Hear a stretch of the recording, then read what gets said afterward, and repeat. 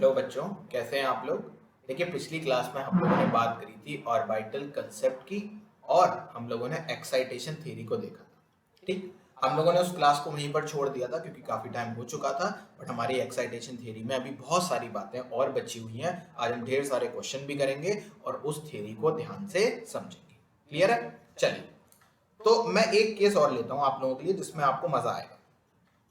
Suppose मैंने एक case लिया CH4 का, मीथेन। अच्छा, अब मीथेन में क्या है? एक कार्बन है। कार्बन का इलेक्ट्रॉनिक कॉन्फ़िगरेशन 1s2 2s2 और 2p2। अब यहां पर देखना, मजा आएगा। यानी कि 1s तो फुल है, 2s भी फुल है, 2p में कितने इलेक्ट्रॉन है? एक और एक, दो। तो सर, कायदे में तो कार्बन को दो ही कोवेलेंट बॉन्ड बनाने चाहिए, पर यहां तो 4 कोवेलेंट बॉन्ड बना रहा है। और सर, हाइड्रोजन तो इलेक्ट्रोनेगेटिव भी नहीं है कि s का इलेक्ट्रॉन p में कूद कर आ जाए। तो ये ऐसा कैसे हुआ?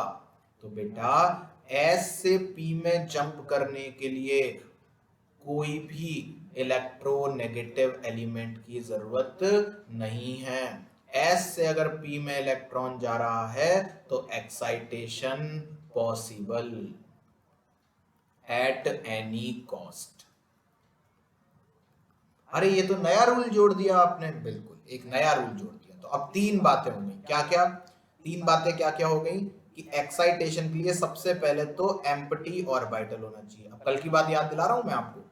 एक्साइटेशन के लिए एम्प्टी ऑर्बिटल होना चाहिए। दूसरी बात, अगर आपका एक्साइटेशन p से d में हो रहा है या s से d में हो रहा है तो आपका सराउंडिंग एटम इलेक्ट्रोनेगेटिव होना चाहिए। और अगर आपका एक्साइटेशन s से p में हो रहा है तो वो हो जाएगा चाहे कुछ भी हो।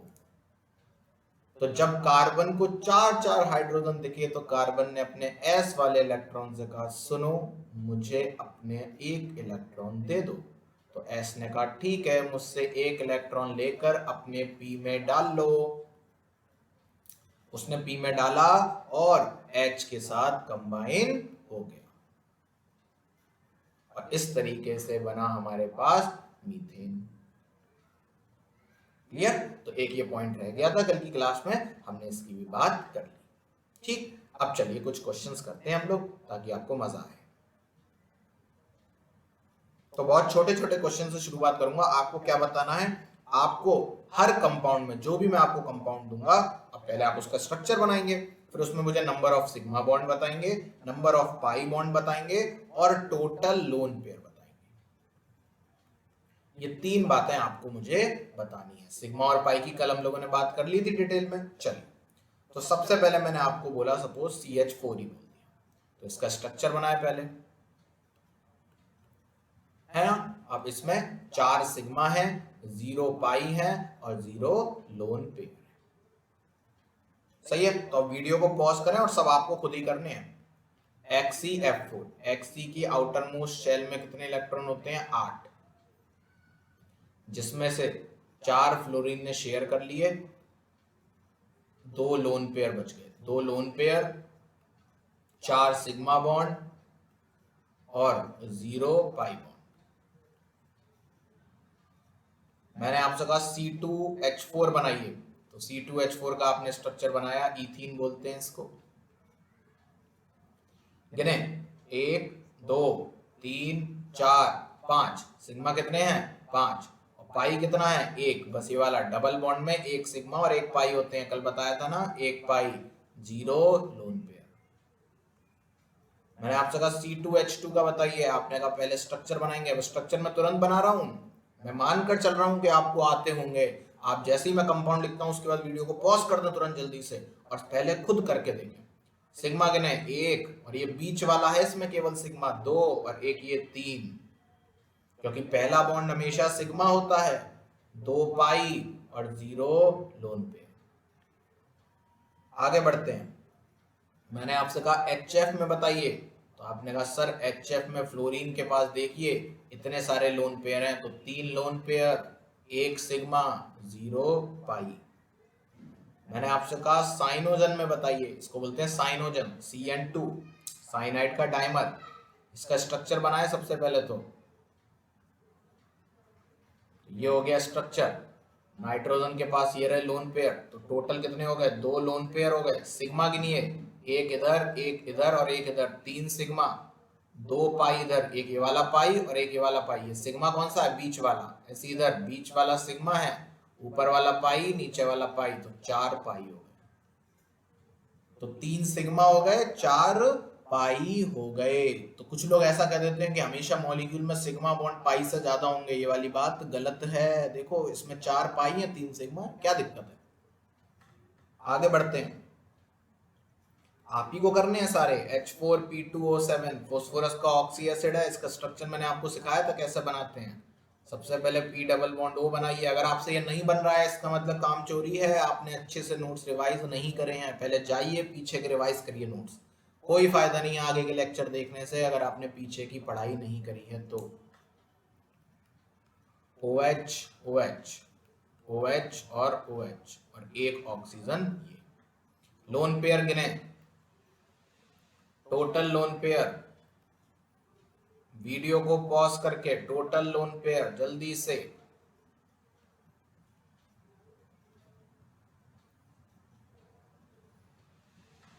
तो कितने हो गए? 2 इधर, 2 इधर, 2 इधर, 2 इधर, 2 इधर, 2 इधर, 2 इधर, तो 1 2 3 4 5 6 7 14 लोन पेयर हैं इसमें। सिग्मा गिने, तो देखो हर OH के पास एक सिग्मा होगा क्योंकि OH में भी तो ऐसे बॉन्ड होगा ना। तो एक सिग्मा यहाँ, एक यहाँ, एक यहाँ, एक यहाँ, 4 तो ये हो गए, 5 6 7 8, फिर 9 और 10, फिर एक इधर होगा 11 और एक ये 12। ठीक, तो 12 हो गए सिग्मा। चेक कर लेना, हो सकता है मैं भी गलती कर दूं। और 2 हो गए पाई।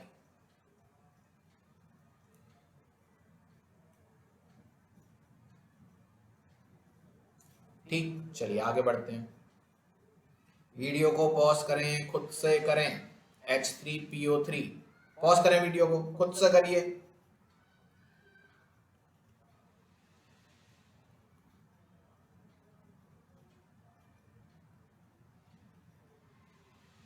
चलिए लोन पेयर बताइए। लोन पेयर हो गए 6। सिग्मा गिने, 1 2 3 4 5 6, सिग्मा हो गए 6, पाई हो गया 1। अगला H3PO4,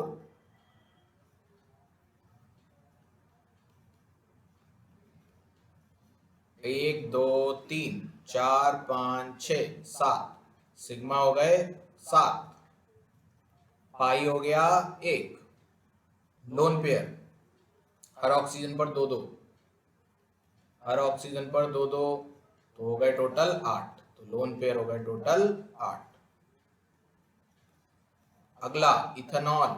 इथेनॉल का फॉर्मूला पता है, C2H5OH। इसका स्ट्रक्चर बनाइए। तो स्ट्रक्चर जल्दी से, स्ट्रक्चर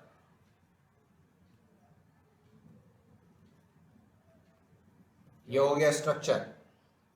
सिग्मा गिन लें जल्दी, 1 2 3 4 5 6 7 8, 8 सिग्मा, पाई 0 और लोन पेयर 2, लोन पेयर 2। अगला एसीटोन। एसीटोन, अगर आपको स्ट्रक्चर नहीं आते हैं इन सबके तो सीखिए, ये आपका काम है सीखना। ये क्लास 10th में पढ़े होंगे अगर 11th वाले बच्चे हैं तो। अगर 11th वाले बच्चों को नहीं आते तो ठीक है, कोई बात नहीं, माफी है। लेकिन ड्रॉपर्स बच्चों को आने चाहिए ये सारे स्ट्रक्चर। एसीटोन, जिसको स्ट्रक्चर नहीं आते वो स्ट्रक्चर देख ले, लेकिन काउंटिंग खुद करनी है। लोन पेयर 2 सिग्मा, 1 2 3 4 5 6 7 8 9, सिग्मा हो गए 9, पाई हो गया 1। आगे H2SO4। H2SO4 का स्ट्रक्चर बनवाया था आप लोगों से, ऑक्सी एसिड है सल्फर का। कमान, 1 2 3 4 5 6, 6 सिग्मा, पाई 2 और लोन पेयर हर ऑक्सीजन पर 2 2, तो 4 ऑक्सीजन तो 8 लोन पेयर। आगे XeF4। चलिए एक्सी में देखिए, एक्सी में जल्दी से देखें।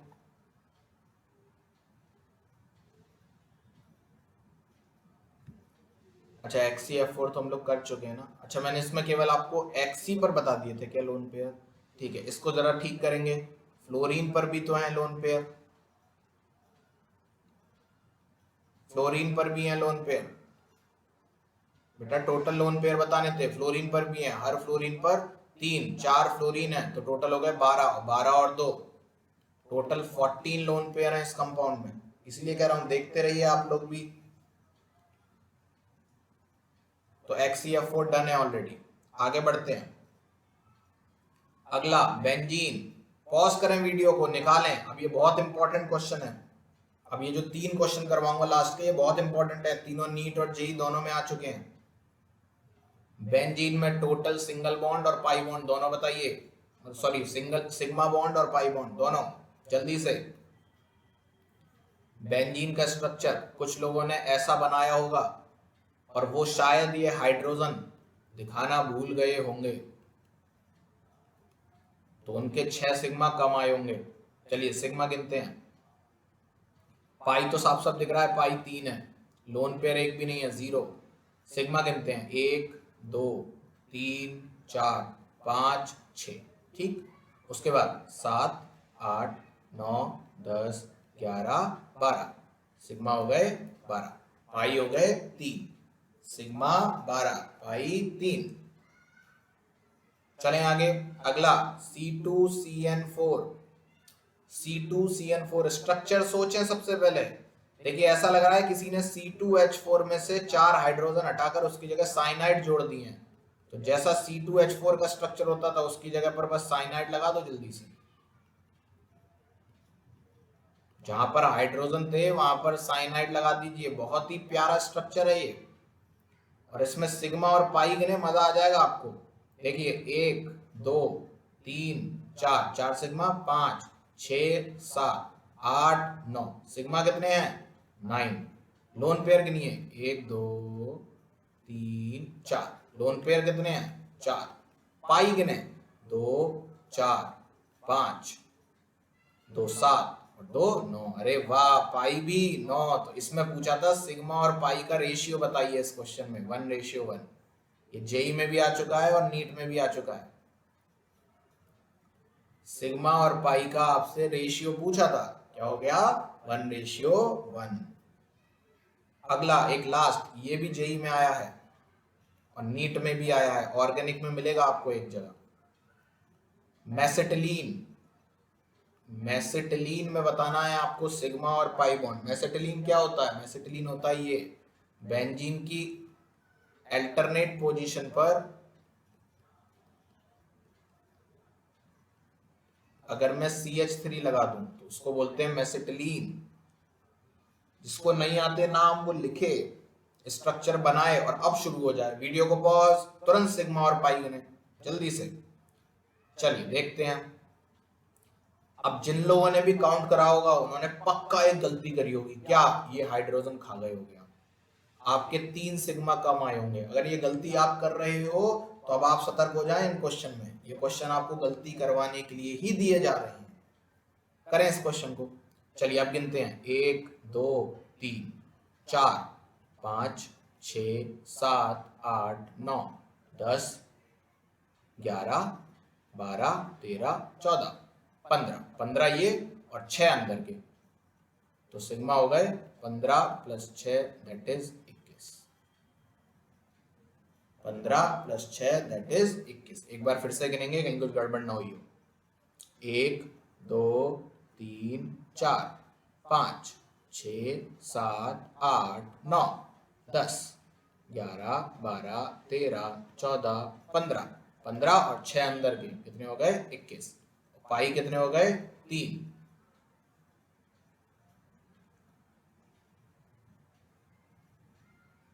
क्लियर, चलें आगे। ठीक, अगला करते हैं, अगला करें।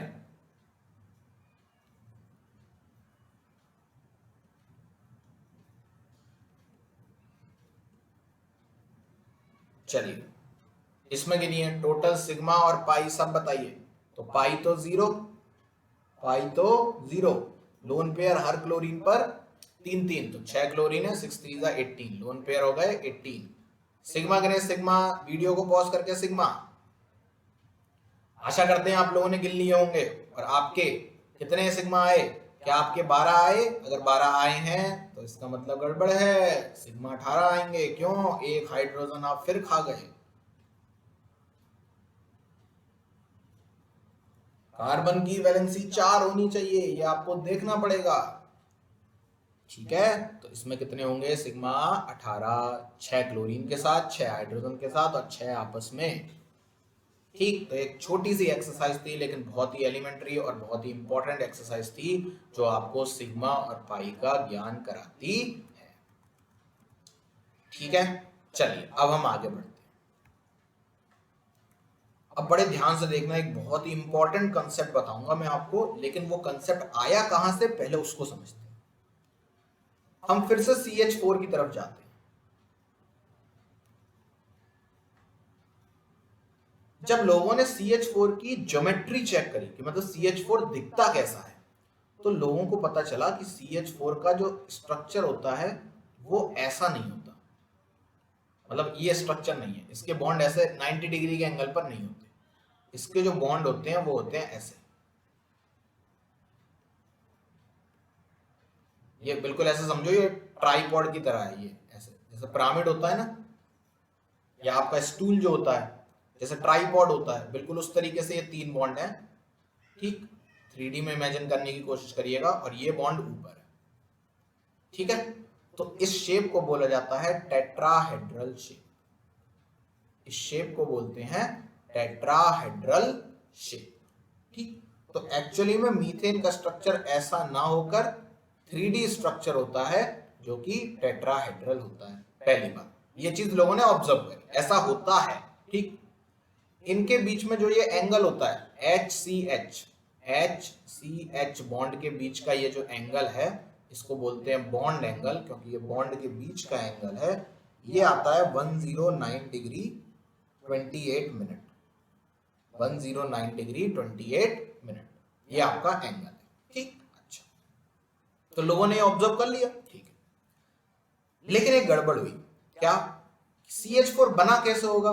तो लोगों ने कहा CH4 बना है भाई 2s1 और 2p3 जब मिक्स हुए हैं तब बना है। किससे मिक्स हुए हैं? कि हाइड्रोजन के 1s के साथ मिक्स हुए हैं। अच्छा, तो एक काम करते हैं, चलो मिक्सिंग करा ही देते हैं। ठीक है, करा दो। तो ये तो हो गया कार्बन का 2p3 और ये 2s1 है ना, और हाइड्रोजन का एक आया, हाइड्रोजन का एक आया, हाइड्रोजन का एक आया और हाइड्रोजन का एक आया। ये इससे कंबाइन हुआ, ये इससे कंबाइन हुआ, ये इससे कंबाइन हुआ और ये इससे कंबाइन हुआ। यानी कि अब ध्यान से देखना, एक बॉन्ड जो बन रहा है वो बन रहा है, ये तो चारों ऐसी हैं हाइड्रोजन के, तो ये वाला जो बॉन्ड बन रहा है वो बन रहा है कार्बन के S और हाइड्रोजन के S के बीच में। लेकिन ये जो तीनों बॉन्ड बन रहे हैं ये बन रहे हैं हाइड्रोजन के S और कार्बन के p ऑर्बिटल के मिक्सिंग से। यानी कि ये 3 बॉन्ड एक जैसे होने चाहिए और ये जो चौथा बॉन्ड है ये अलग होना चाहिए। पहली बात। ठीक, अच्छा, दूसरी बात क्या है? दूसरी बात सर ये है कि अगर आपने ये जो बॉन्ड बनाए हैं, आपको पता है कि P जो 3 मिक्स करे होंगे, एक होगा इसमें से PX होता है आपका X एक्सिस पर, PY होता है आपका Y एक्सिस पर और PZ होता है आपका Z एक्सिस पर। और ये तीनों आपस में होते हैं किस एंगल पर? 90 डिग्री के एंगल पर। ये भी 90 है, ये भी 90 है और ये भी 90 है। बोलो, ठीक है, तो इसका मतलब कार्बन के 3 बॉन्ड तो आपस में 90 डिग्री के एंगल पर होने चाहिए थे। क्यों? क्योंकि वो p ऑर्बिटल से मिक्स होकर आ रहे हैं और p ऑर्बिटल आपस में कैसे होते हैं? 90 डिग्री के एंगल पर। तो कायदे में कार्बन के सबसे पहले तो 3 बॉन्ड अलग टाइप के और चौथा बॉन्ड अलग टाइप का होना चाहिए, और 3 बॉन्ड के बीच में एंगल कैसा होना चाहिए? 90 डिग्री। लेकिन जब ऑब्जर्व किया गया तो पता चला कि कार्बन के चारों जो बॉन्ड हैं हाइड्रोजन के साथ वो एकदम सिमिलर होते हैं, मान लो इसकी बॉन्ड लेंथ है x, तो इसकी भी x, इसकी भी x और इसकी भी x, और चारों के बीच में जितने भी बॉन्ड है सबके बीच में जो एंगल होता है वो होता है 109 डिग्री 28 मिनट का। 109 डिग्री 28 मिनट का एंगल होता है। तो अब यहां तो गाड़ी फंस गई कि भाई या तो ये जो हम चेक कर रहे हैं मीथेन में वो गड़बड़ है, या फिर जो अब तक हम पढ़ाई कर रहे थे वो सारी की सारी गलत पढ़ाई थी। अब पता चला कि जो अब तक हम पढ़ाई कर रहे थे उसमें कुछ झोल है, वो सारी की सारी पढ़ाई क्या है, गलत। अच्छा, तो आप हमें तब से दो घंटे से जितना भी पढ़ा रहे थे टाइम पास था, सब गलत है। हाँ जी, सब गलत है। तो फिर अब नहीं पढ़े, उसको नहीं पढ़ना है, गलत से क्वेश्चन आता है। ठीक है, ठीक, तो अब सही पढ़ते हैं। तो फिर जब इतने सारे क्वेश्चन लोगों के दिमाग में घूमने लगे तो बॉन्डिंग के पापा आए। बॉन्डिंग के पापा कौन है, polling. Polling, Linus Pauling, father of bonding. तो जब भी बच्चों को कोई दिक्कत होती है वो अपने पापा के पास जाते हैं। तो सारे साइंटिस्ट मिलकर आए पॉलिंग के पास। पॉलिंग ने कहा कुछ नहीं है, तुम फालतू में घबरा रहे हो। एक्चुअली में क्या है, ये जो 4 ऑर्बिटल हैं एक्चुअली में ये मिक्स ही नहीं कर रहे हैं हाइड्रोजन के साथ। सारे साइंटिस्ट एकदम से घबरा गए, पॉलिंग ये क्या कह रहे हो तुम, अरे साफ साफ दिख रहा है एक s ऑर्बिटल मिक्स कर रहा है, 3 p ऑर्बिटल मिक्स कर रहे हैं, और तुम कह रहे हो कि चारों में से कोई मिक्स नहीं कर रहा। पॉलिंग कहता है हाँ। ये तुम कैसे बता पा रहे हो, ये हम ऐसे बता पा रहे हैं क्योंकि अगर आप s और p को मिक्स कराते हो तो आपका जो रिजल्ट है वो एक्सपेरिमेंटल रिजल्ट से मैच नहीं कर रहा, तो इसका मतलब s और p तो मिक्स नहीं कर रहे होंगे। तो फिर क्या हो रहा है, पॉलिंग कहता है देखो बड़ी मजेदार बात बताने जा रहा हूं, ये जो S है और ये जो P है ये हाइड्रोजन से मिक्स होने से पहले अपने आप में मिक्स हो जाते हैं। बड़े ध्यान से सुनना पॉलिंग क्या कह रहा है। पॉलिंग कह रहा है कि ये 4 ऑर्बिटल हाइड्रोजन से मिक्स होने से पहले आपस में मिक्स हो जाते हैं और कुछ नए ऑर्बिटल्स को जन्म देते हैं। उन ऑर्बिटल्स का नाम होता है हाइब्रिड ऑर्बिटल्स। उन ऑर्बिटल्स का नाम क्या होता है, हाइब्रिड ऑर्बिटल्स। और उन हाइब्रिड ऑर्बिटल्स का नाम कैसे रखोगे, आप कहोगे कि एक s जुड़ा 3 p जुड़े तो हाइब्रिड ऑर्बिटल का नाम होगा sp3, यानी कि ऐसा ऑर्बिटल जो एक s और 3 p से मिलकर बना हो। तो ऐसे कितने sp3 ऑर्बिटल बनेंगे, पॉलिंग कहता है 4 ऑर्बिटल मिक्स हुए थे तो 4 ही नए ऑर्बिटल बनेंगे और चारों का नाम होगा sp3। और ये चारों एक दूसरे के हम शक्ल होंगे, इनमें कोई अंतर नहीं होगा।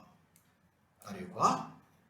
और फिर ये sp3 ऑर्बिटल क्या करेंगे जाकर, अब ये sp3 ऑर्बिटल जाकर हाइड्रोजन के साथ मिक्स कर जाएंगे। और चूंकि ये चारों sp3 ऑर्बिटल सेम नेचर के हैं इसलिए जो चारों बॉन्ड बनेंगे वो सेम नेचर के होंगे। सब लोगों ने खूब जय जयकार करी, वाह पॉलिंग वाह, आपकी जय हो, आप धन्य हैं, आप धन्य हैं, आपकी जय हो, आपको सही हमने पापा बनाया, आप ही हमारे पापा और बॉन्डिंग के पापा। और इस पूरे कांड को उसने नाम दिया हाइब्रिडाइजेशन।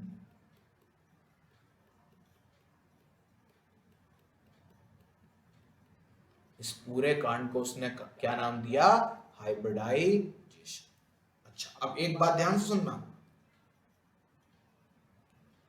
हाइब्रिडाइजेशन हुआ ये पता कैसे चला, हाइब्रिडाइजेशन हुआ ये पता चला जब हमने CH4 को देखा।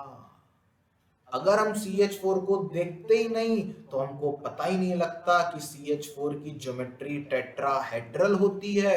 CH4 में बॉन्ड एंगल 109 डिग्री 28 मिनट होते हैं। CH4 में चारों बॉन्ड बराबर होते हैं। अगर हम ये सब देखते ही नहीं तो हम हाइब्रिडाइजेशन नाम की कोई चीज लाते ही नहीं। इसका मतलब हाइब्रिडाइजेशन जबरदस्ती लाया गया एक कॉन्सेप्ट था, पॉलिंग की साजिश थी, ताकि वो CH4 के स्ट्रक्चर को एक्सप्लेन कर पाए। तो इसका मतलब कॉन्सेप्ट एकदम फर्जी था। तो hybridization is a hypothetical concept.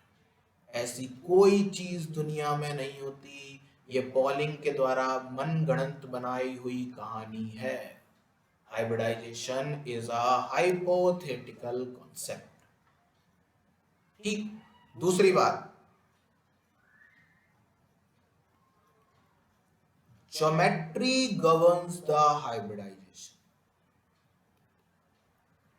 यानी कि हम हाइब्रिडाइजेशन को देखकर ज्योमेट्री नहीं बताते हैं, हम ज्योमेट्री को देखकर हाइब्रिडाइजेशन बताते हैं। क्यों? क्योंकि ज्योमेट्री रियल चीज है, हाइब्रिडाइजेशन मनगढ़ंत चीज है। ज्योमेट्री पहले आई, फिर उसके बाद हमने उसको देखकर हाइब्रिडाइजेशन बनाए, खुद से बनाए। जैसे sp3 बनाया ऐसे ही और भी बनाए। तो इसका मतलब हाइब्रिडाइजेशन एक टोटली घटिया और बकवास चीज है, लेकिन बहुत काम की है। मतलब ये समझ लो हाइब्रिडाइजेशन से ही 50% क्वेश्चन आते हैं बॉन्डिंग के। अरे वाह!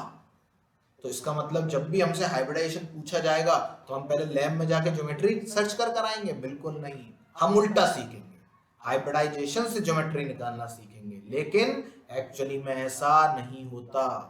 कोई आपसे बोले कि मीथेन का हाइब्रिडाइजेशन sp3 है, यानी कि CH4 में sp3 हाइब्रिडाइजेशन है, इसलिए उसकी ज्योमेट्री टेट्राहेड्रल है, बोलोगे रॉन्ग स्टेटमेंट। तो फिर राइट स्टेटमेंट क्या है कि CH4 की ज्योमेट्री टेट्राहेड्रल है, इसलिए उसके अंदर हाइब्रिडाइजेशन sp3 है। This is a true statement. ये बहुत इंपॉर्टेंट बात है कि hybridization never governs the geometry, always geometry governs the hybridisation.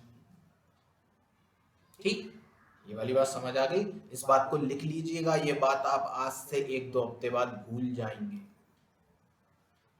Hindi में ही लिख लेना कि मीथेन की ज्योमेट्री टेट्राहेड्रल है, इसलिए उसका हाइब्रिडाइजेशन sp3 है। ट्रू। मीथेन का हाइब्रिडाइजेशन sp3 है, इसलिए उसकी ज्योमेट्री टेट्राहेड्रल है। फॉल्स। क्लियर हो गई ये वाली बात? ये बहुत इंपॉर्टेंट बात थी, ये क्लियर होनी चाहिए। ठीक, अब आगे बढ़ते हैं।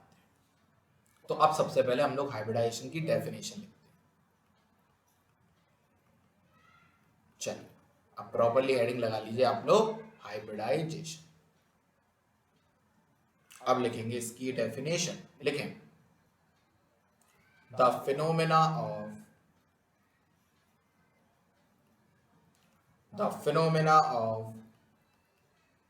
intermixing of slightly different, पहले बहुत वर्ड टू वर्ड एकदम डेफिनेशन लिखिएगा पहले। The phenomena of intermixing of slightly different energy orbitals, या फिर ऐसा लिख लो, थोड़ा सा सॉरी अंग्रेजी थोड़ी सही कर देता हूं।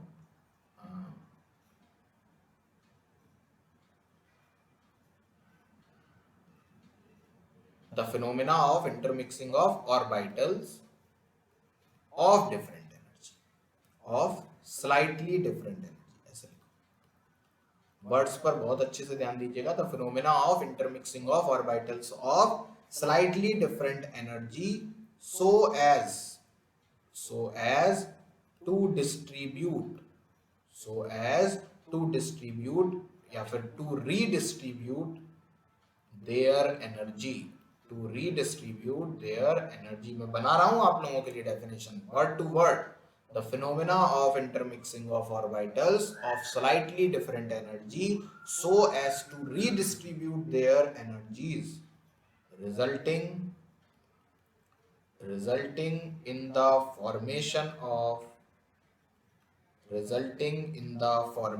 of two set of, या फिर ऐसे लिखो, formation of new set of orbitals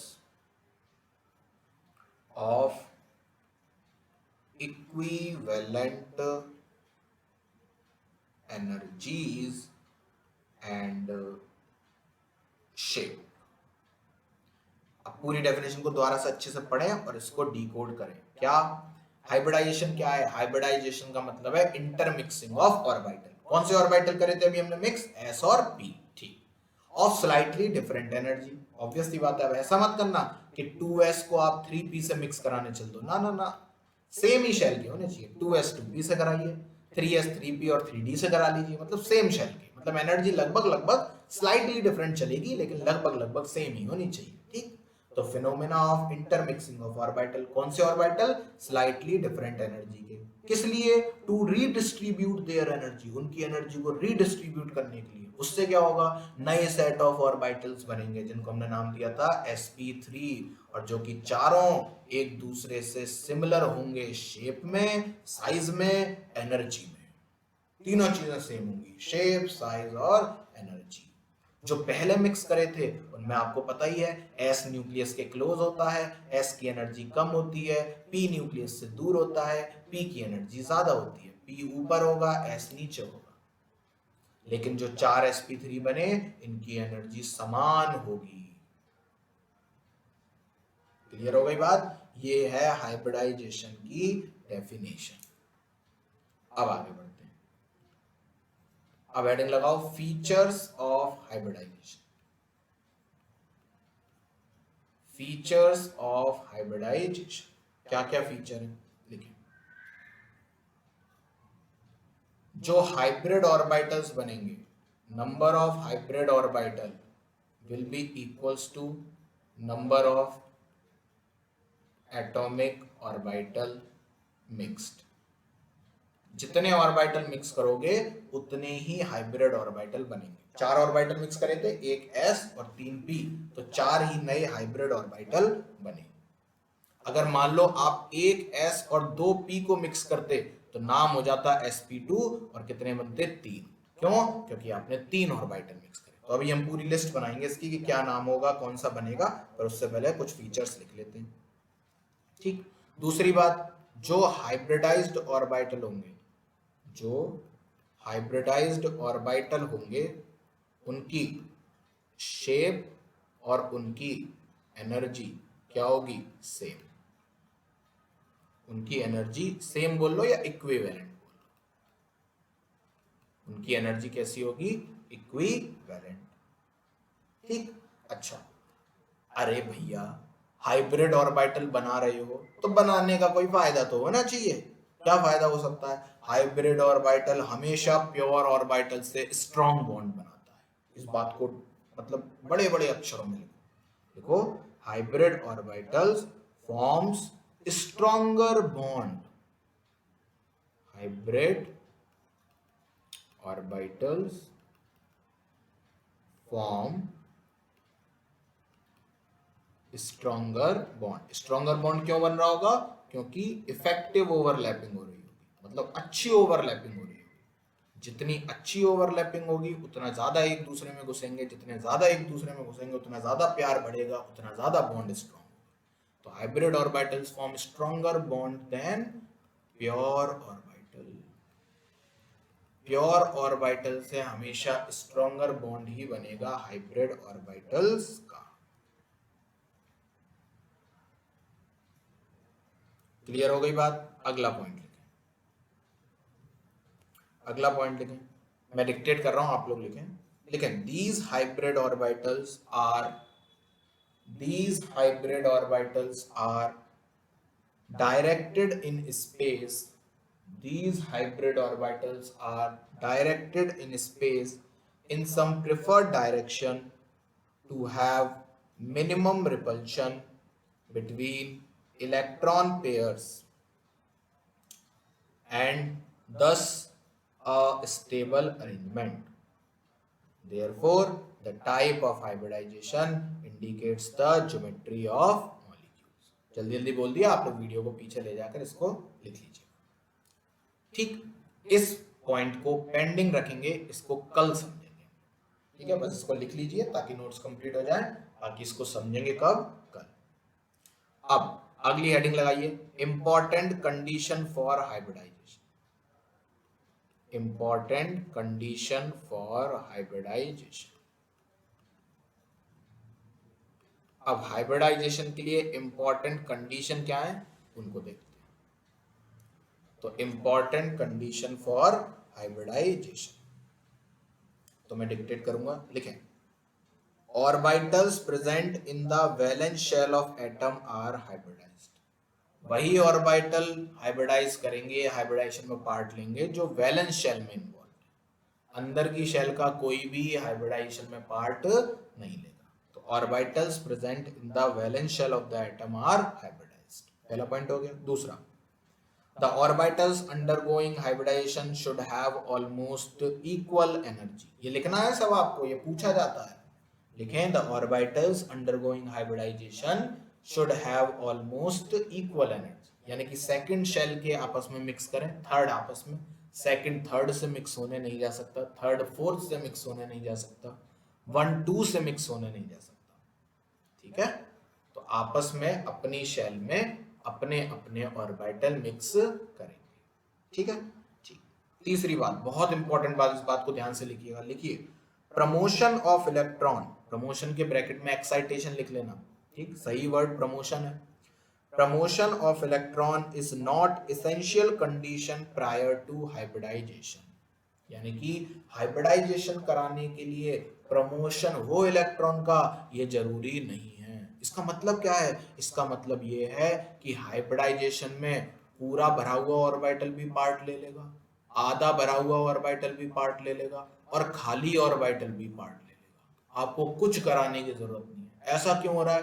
क्योंकि हाइपोथेटिकल कॉन्सेप्ट है, क्योंकि जुगाड़ है। जहां आधे को यूज करा के जुगाड़ बन जाएगी, वहां आधे को करा देंगे। जहां पूरे को बन जाएगी, वहां पूरे को करा देंगे। जहां अधूरे को हो जाएगी, तो वहां अधूरे को करा देंगे। कोई टेंशन नहीं है। खाली से बात बन रही है, खाली को करा दो। डबल से बात बन रही है, डबल को करा दो। सिंगल से बात बन रही है, सिंगल को करा दो। ठीक, तो जो मन करे वैसे करा दो। क्यों? हाइपोथेटिकल कंसेप्ट है। तो ये सब बातें मजाक लग रही होंगी, लेकिन ये सत्य है। अभी आगे प्रूफ करेंगे हम ये सब बातें, जब डिटेल में एक एक हाइब्रिडाइजेशन पढ़ेंगे। 3 4 क्लास चलेगा ये हाइब्रिडाइजेशन। ठीक, चौथी बात लिखें, इट इज नॉट नेसेसरी, अगली बात जो मैंने अभी बोली वही बात बोलने जा रहा हूं। It is not necessary that only half filled orbital participate in hybridization. ये कोई जरूरी नहीं है कि केवल हाफ फिल्ड ऑर्बिटल ही पार्टिसिपेट करे हाइब्रिडाइजेशन के लिए। याद रखना, कोवेलेंट बॉन्ड बनाने के लिए हाफ फिल्ड होना चाहिए, लेकिन हाइब्रिडाइजेशन कराने के लिए हाफ फिल्ड हो, ये कोई जरूरी नहीं है। अरे सर, पर हाइब्रिडाइजेशन की तो बात ही तब कर रहे थे ना जब हम कोवेलेंट बॉन्ड बना रहे थे। तो हाइब्रिडाइजेशन के लिए आप कह रहे हो कि हाफ फिल्ड होना जरूरी नहीं है, लेकिन कोवेलेंट के लिए जरूरी है। हाँ, तो ये तो समझ नहीं आई बात। हाँ, आनी भी नहीं चाहिए। क्यों? क्योंकि हाइपोथेटिकल कॉन्सेप्ट है। जिस बात से प्रूव हो जाएगा वो कर देंगे। क्यों? क्योंकि हाइपोथेटिकल कॉन्सेप्ट है। ठीक, बार बार बोल रहा हूं इसलिए ताकि जो बातें आपको फीकी लगे वो फीकी हैं एक्चुअली में। लोग जबरदस्ती इन चीजों को गलत कॉन्सेप्ट लगाकर एक्सप्लेन करने की कोशिश करते हैं। They can not be explained. इस बात को साफ साफ समझ लीजिए। मैं आपको कोई भ्रम में नहीं डालना चाहता। ये चीजें एक्सप्लेन हो ही नहीं सकती। ये इस कंसेप्ट की खराबी है। ठीक, तो अगली बात लिखे, it is not necessary that only half filled orbital participate in hybridization. In some cases even filled orbitals of valence shell take part in hybridization, or in some rare cases even the vacant orbital will also take part in hybridization। मतलब केवल half field नहीं, जरूरत पड़ी तो full field भी करा देंगे। और मर गए तो, अगर मतलब ऐसी कंडीशन आ गई कि अब तो जिंदा ही नहीं रह पा रहे, एक्सप्लेन करना ही है, तो हम इनकम्प्लीटली फिल्ड या जिस जो बिल्कुल ही एम्प्टी ऑर्बिटल है उसको भी हाइब्रिडाइजेशन में पार्ट दिलवा देंगे। ठीक, ठीक।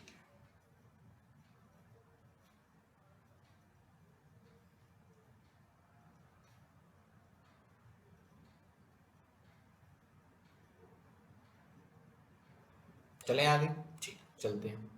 अब हाइब्रिड ऑर्बिटल दिखेगा कैसा, उसकी बात करते हैं। तो हाइब्रिड देखो, ये p ऑर्बिटल है, ठीक, ये s ऑर्बिटल है, सही है ना, ठीक। हाइब्रिड ऑर्बिटल कैसे बना होगा सर, ये p और ये s जाकर मिक्स कर गए होंगे और sp नाम का हाइब्रिड ऑर्बिटल बन गया होगा। तो वो कैसा होगा, ये इससे जाके मिक्स करेगा ना, तो देखो कैसा बनेगा, ध्यान से देखना। ये तो नेगेटिव ऐसा ही रहा, लेकिन जब ये पॉजिटिव इसके अंदर घुसा जाकर, तो ये बन गया ऐसा। ओहो हो, ये क्या हुआ, ये नया ऑर्बिटल बन गया, ये दोनों मिक्स हो गए, ये प्लस और ये प्लस मिक्स हो गए। तो ये जो ऑर्बिटल बना, इसको बोलते हैं hybrid orbital. Hybrid orbital, hybrid orbital का एक लोब होता है मोटू और एक लोब होता है पतलू। एक लोब मोटू, एक लोब पतलू। यानी कि ऐसा नहीं लग रहा कि सारी की सारी इलेक्ट्रॉन डेंसिटी यहीं भर दी है, ये तो बस टाइम पास के लिए है, बिल्कुल ऐसा ही होता है। और चूंकि सारी की सारी इलेक्ट्रॉन डेंसिटी एक ही डायरेक्शन में है, तो बॉन्ड इसीलिए स्ट्रॉन्ग बनता है। क्यों, क्योंकि जब आपने इलेक्ट्रॉन डेंसिटी दो डायरेक्शन में फैला दी, तो अब आधा बॉन्ड उधर से बनेगा, आधा बॉन्ड इधर से बनेगा। लेकिन जब सारी की सारी इलेक्ट्रॉन डेंसिटी एक ही तरफ है, तो मेहनत कम लगेगी, पूरी की पूरी ओवरलैपिंग हम इधर से ही करा देंगे। इसीलिए हाइब्रिड ऑर्बिटल प्योर ऑर्बिटल से अच्छा बॉन्ड बनाता है। क्लियर हो गई बात। दूसरी बात, अब जब सारी की सारी इलेक्ट्रॉन डेंसिटी एक ही साइड है, तो एक ही साइड से ओवरलैपिंग होगी। इसका मतलब हाइब्रिड ऑर्बिटल के द्वारा हमेशा ओवरलैपिंग जोन केवल एक ही आएगा, और जब ओवरलैपिंग जोन एक आता है तो बॉन्ड बनता है सिग्मा। इसीलिए कल मैंने आपको एक लाइन लिखवाई थी, आज फिर से लिखवा रहा हूं कि सिग्मा बॉन्ड मतलब हाइब्रिड ऑर्बिटल, कल ये वाली बात मैंने आपको लिखवा दी थी, hybrid orbital can never form pi bond, कभी भी पाई बॉन्ड नहीं बना सकता। क्यों, क्योंकि अगर पाई बॉन्ड बनाना था तो कुछ ऐसा होना चाहिए था, ये दोनों मिक्स करने चाहिए थे, पर मिक्स कर ही नहीं सकते। क्यों, क्योंकि ये टकरा जाएंगे यहाँ पर, ये दोनों कभी मिक्स कर ही नहीं पाएंगे क्योंकि छोटे हैं। तो केवल एक ही ओवरलैपिंग जोन आएगा, एंड दैट जोन इज, मतलब एक ही जोन है तो सिग्मा बॉन्ड। तो इसलिए इसको ऐसे रिप्रेजेंट नहीं करते, चूंकि एक ही होना है ओवरलैपिंग जोन, तो लोग इसको रिप्रेजेंट करते हैं इस तरीके से। देखो कितना बड़ा ओवरलैपिंग जोन आया है, इसलिए जो बॉन्ड बनता है वो सिग्मा बनता है और स्ट्रॉन्गेस्ट बनता है। यानी कि जो हाइब्रिड ऑर्बिटल से बॉन्ड बनेगा वो प्योर ऑर्बिटल से ज्यादा स्ट्रॉन्ग होगा, और हाइब्रिड ऑर्बिटल हमेशा केवल और केवल सिग्मा बॉन्ड बना पाएगा, कभी भी पाई बॉन्ड हाइब्रिड ऑर्बिटल से नहीं बनते। बस एक एक्सेप्शन है, बस एक ही एक्सेप्शन है। कौन सा, बेंजाइन। एक कंपाउंड होता है बेंजाइन नाम का, एक कंपाउंड होता है बेंजाइन नाम का, इसमें जो पाई बॉन्ड बनता है वो sp2 नाम के ऑर्बिटल की ओवरलैपिंग से बनता है। इसको आप रट लीजिए, इसको रट लीजिए, ये बस रटना है कि केवल दुनिया का इकलौता ऐसा कंपाउंड है जिसमें पाई बॉन्ड sp2 ओवरलैप से बनता है, वो भी बहुत वीक होती है, कोई फूक भी मार दे तो टूट जाए, इतना वीक बॉन्ड है ये, लेकिन बनता है। बाकी दुनिया का कोई भी पाई बॉन्ड कभी भी हाइब्रिड ऑर्बिटल से मिलकर नहीं बनेगा, वो प्योर ऑर्बिटल से बना होगा। लेकिन सिग्मा बॉन्ड हमेशा हाइब्रिड ऑर्बिटल से ही बना होगा। प्योर से क्यों नहीं बना रहे, क्योंकि हाइब्रिड से बनने वाला बॉन्ड स्ट्रॉन्गर होता है। ठीक, ये सारी बातें मैं आशा करता हूं आप लोगों ने हिंदी में लिख ली होंगी। ये बातें आप भूले, आपका क्वेश्चन गया हाथ से। ठीक, चलिए अब आगे बढ़ते हैं। अब चलो कुछ चीजें देखते हैं। जैसे मान लो अगर एक S और एक P मिक्स हुआ तो कौन सा हाइब्रिडाइजेशन, sp। एक S और दो P मिक्स हुए तो sp2। एक s और 3p मिक्स हुए तो sp3, p तो 3 ही होते हैं, अब कौन आएगा d, एक s 3p और एक d मिक्स हो गया तो हाइब्रिडाइजेशन बनेगा sp3d।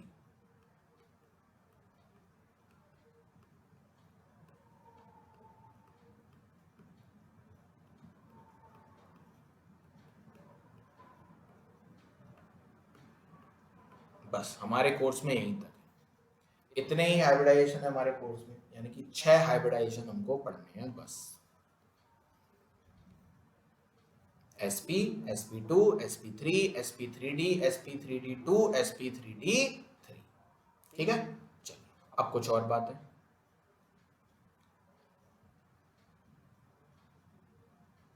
कुछ और बातें देखते हैं, ठीक है, बड़े ध्यान से देखिएगा। अच्छा, जरा हाइब्रिड ऑर्बिटल को देखिए, हाइब्रिड ऑर्बिटल पर जरा निगाह डालिएगा। हाइब्रिड ऑर्बिटल क्या है, कुछ इस तरीके का, ठीक है। अच्छा, इसकी लंबाई किसकी वजह से आ रही है, क्योंकि सर ये जो हाइब्रिड ऑर्बिटल है ना वो s और p की मिक्सिंग से बना है ना। s ऑर्बिटल होता है मोटा, p ऑर्बिटल होता है लंबा, तो जो हाइब्रिड ऑर्बिटल है उसकी लंबाई आ रही है p ऑर्बिटल की वजह से, और ये जो मोटाई आ रही है, ये जो मोटापा आ रहा है, ये आ रहा है s ऑर्बिटल की वजह से, राइट। तो s orbital is responsible for fatness and p orbital is responsible for length. तो जैसे जैसे s ऑर्बिटल का कैरेक्टर किसी हाइब्रिड ऑर्बिटल में बढ़ेगा उसका मोटापा बढ़ेगा, लेकिन अगर p ऑर्बिटल का कैरेक्टर बढ़ेगा तो उसकी लंबाई बढ़ेगी, मोटापा थोड़ा कम होता जाएगा। सही बात है ना, ठीक। तो अब हम लोग जरा एक बात देखते हैं, जैसे मैंने आपसे बोला आपके पास है sp हाइब्रिडाइजेशन, ध्यान से देखिएगा, आपके पास है सपोज sp हाइब्रिडाइजेशन, इसमें s कितना है आप बोलोगे 50%, p कितना है 50%, क्योंकि दो ही तो हैं ऑर्बिटल, ठीक है। मैंने आपसे पूछा sp2, आपने बोला अब इसमें 3 ऑर्बिटल है ना, ठीक। तो पहले तो 100 को 3 भागों में बांटो, तो 33.33, 33.33, 33.33, उसमें से एक पार्ट है s का, तो 33.33% है s, लेकिन दो पार्ट हैं p के, तो 33.33 इंटू 2 यानी कि 66.66% है p। ऐसे ही sp3 ले लो, अब 4 पार्ट में बांटो तो एक पार्ट को मिलेगा 25%, तो s है आपका 25%, लेकिन p है उसके 3 पार्ट, तो 25 इंटू 3, p है आपका 75%। sp3d में जाओ, तो sp3d में क्या होगा, अब s है p है और d है, तो टोटल ऑर्बिटल कितने हैं 5, तो हर सबको कितना मिलेगा 20-20, तो ये भी 20, ये भी 20, सॉरी अब d भी आ गया ना, तो d भी 20 और p कितना होगा 20 इंटू 3 दैट इज 60%। ऐसे ही sp3d2 में निकालिएगा, sp3d3 में निकालिएगा, ये आपका होमवर्क है। तो इसमें मैं रफली बता देता हूँ, 16.5 आएगा, ये लगभग 14 आएगा, ये 50 आएगा, ये 43 आएगा, ये अप्रोक्सीमेट बता रहा हूँ मैं, ठीक है, आप लोग देख लीजिएगा, ये लगभग 33 आएगा, ये लगभग 43 आएगा। तो ये सब क्यों बताया, एक चीज समझाने के लिए कि sp में परसेंटेज s ज्यादा है, sp2 में परसेंटेज s कम है, और sp3 में परसेंटेज s और कम है, यानी कि यहां से यहां जाने में परसेंटेज s कम हो रहा है और परसेंटेज p बढ़ रहा है, यानी कि sp का जो ऑर्बिटल होगा, यानी कि sp ऑर्बिटल की जो शेप होगी, ध्यान से देखना, वो कुछ होगी इस तरीके की, मोटा ज्यादा लंबा कम, क्योंकि s कैरेक्टर ज्यादा है। sp2 की शेप कैसी होगी, ध्यान से देखना, थोड़ा सा मोटा कम होगा और उसके बदले में लंबा ज्यादा हो जाएगा, ठीक। sp3 की कैसी होगी, थोड़ा और मोटा कम होगा और लंबा ज्यादा हो जाएगा। देखिए, तो जैसे जैसे परसेंटेज s कैरेक्टर बढ़ता है ऑर्बिटल लेस बल्की होता जाता है, क्यों, क्योंकि उसका मोटापा कम होता जाता है और वो शॉर्टर होता जाता है। तो इस बात को लिखें, इस बात को लिखें, मैं डिक्टेट कर रहा हूं, ये बहुत इंपॉर्टेंट बातें हैं। As the percentage s character increase, as the percentage s character increase in a hybrid orbital, the hybrid orbital becomes bulkier and shorter. वो भारी होते जाते हैं और वो शॉर्ट होते जाते हैं जैसे जैसे परसेंटेज एस कैरेक्टर बढ़ता है. On the other hand, as the percentage p or percentage d character increase, the orbitals becomes thinner and longer. thinner and longer. अच्छा, दूसरी बात, s ऑर्बिटल न्यूक्लियस के पास था, p और d न्यूक्लियस से दूर थे, इसलिए s की एनर्जी कम थी, p और d की एनर्जी ज्यादा थी. अगर ये सब बातें आपको याद नहीं है तो इसको हिंदी में लिखते चलें जैसे जैसे मैं बोलता चल रहा हूं, आपको मेरे बोले हुए शब्द याद आएंगे कि s ऑर्बिटल न्यूक्लियस के पास था तभी तो उसकी पेनिट्रेशन पावर ज्यादा थी. सब पढ़ चुके हैं हम लोग पीरियोडिक टेबल में. s ऑर्बिटल न्यूक्लियस के पास था, p और d न्यूक्लियस से दूर थे, s की एनर्जी कम थी, p d की ज्यादा थी. तो जिसमें परसेंटेज s कैरेक्टर ज्यादा होगा उसकी एनर्जी भी कम होगी. क्यों? क्योंकि परसेंटेज s कैरेक्टर ज्यादा होने से s कैरेक्टर ज्यादा है, s की एनर्जी कम थी तो उस ऑर्बिटल की एनर्जी भी कम होगी. तो अगला बात यही लिखिए. लिखिए, as the percentage s character increase, the energy of hybrid orbital decrease. तो सबसे ज्यादा एनर्जी sp3 की, फिर sp2 की, फिर sp की. और भी देखें तो sp3d3 की सबसे ज्यादा, फिर sp3d2, फिर sp3d, फिर sp3, फिर sp2, फिर sp. यानी कि sp की सबसे कम, sp3d3 की सबसे ज्यादा. क्यों? क्योंकि sp में परसेंटेज s कैरेक्टर ज्यादा, sp3d3 में परसेंटेज s कैरेक्टर कम. तो लिखें इस बात को, as the percentage s character increase, the energy of hybrid orbital decrease. As the percentage s character increase, the energy of hybrid orbital decrease. And as the percentage p or percentage d character increase, the energy of hybrid orbital increase.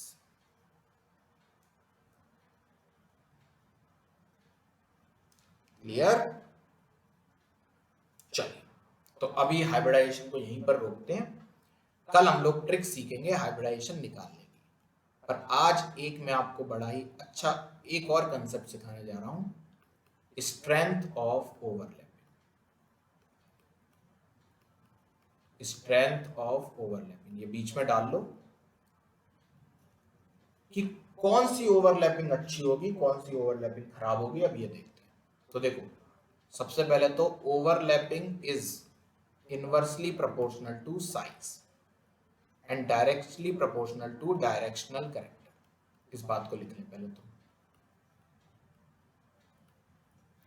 Size के inversely proportional होती है और directional character के directly proportional. Directional character p का सबसे ज्यादा, फिर d का, फिर f का और फिर s का. ऐसा होता है. ठीक, s नॉन डायरेक्शनल होता है, ये सब पढ़ चुके हैं. इसका मतलब क्या है? देखो, अगर फर्स्ट शेल के ऑर्बिटल ओवरलैपिंग में पार्ट ले रहे हैं तो उनसे द्वारा बनने वाला बॉन्ड सबसे स्ट्रॉन्ग होगा. ओवरलैपिंग का मतलब क्या है? Strength of bond. जितनी अच्छी ओवरलैपिंग उतना अच्छा बॉन्ड. जैसे मैंने आपसे कहा 1s 1s 1s 2s 1s 2p 2s 2s 2s 2p, ये 5 तरीके के ऑर्बिटल ओवरलैप करके बॉन्ड बना रहे हैं. बताओ सबसे अच्छा बॉन्ड कहां होगा? तो सबसे पहले आप क्या देखोगे? साइज. सबसे पहले आपको देखना है साइज, इसको प्रायोरिटी देनी है. आप कहोगे साइज किसमें छोटा है? तो आप कहोगे सर 1s में साइज सबसे छोटा है. तो इसका मतलब इसके द्वारा बनने वाला बॉन्ड सबसे स्ट्रॉन्गेस्ट होगा. सही है? तो इसका मतलब H सबसे स्ट्रॉन्ग, मतलब सॉरी, पहला वाला सबसे स्ट्रॉन्गेस्ट हो गया. इसीलिए दुनिया का सबसे स्ट्रॉन्गेस्ट बॉन्ड, सिंगल बॉन्ड कौन सा है? HH. और सबसे छोटा है. क्यों? क्योंकि ये भी 1s और ये भी 1s. सही है ना? आगे बढ़ते हैं. अब मैंने आपसे कहा फिर आगे चेक करो. आपने कहा सर यहाँ पर एक 1, यहाँ पर भी एक 1, बस.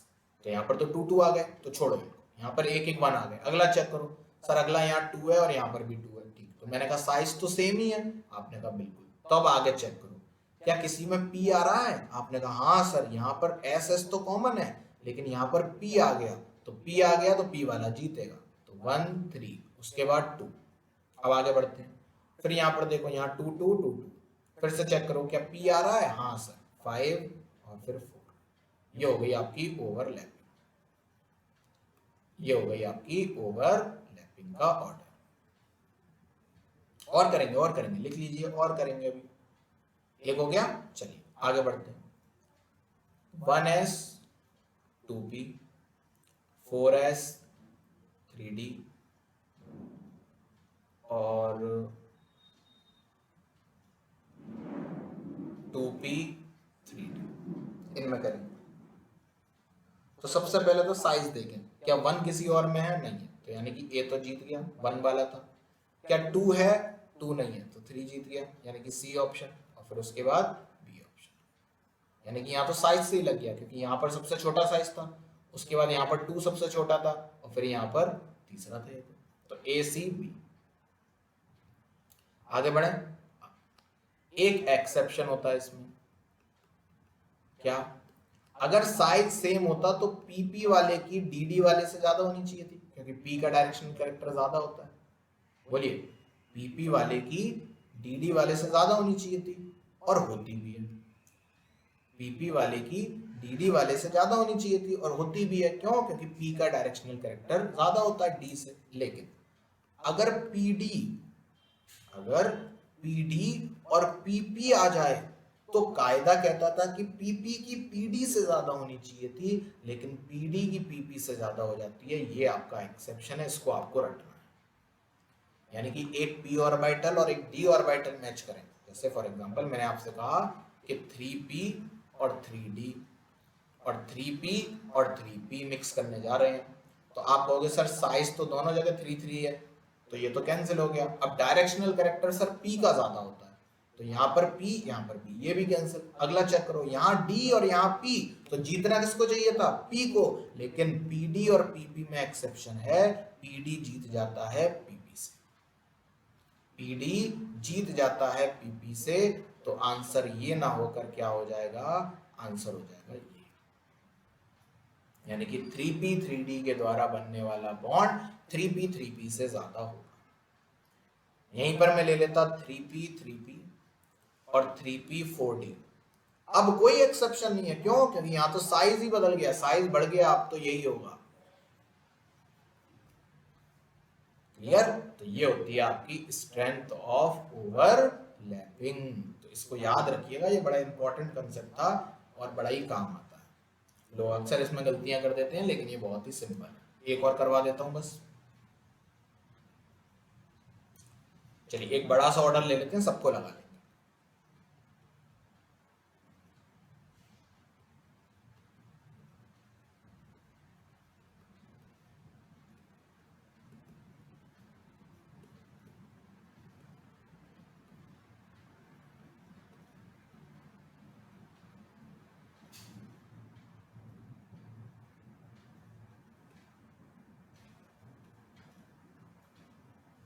चलिए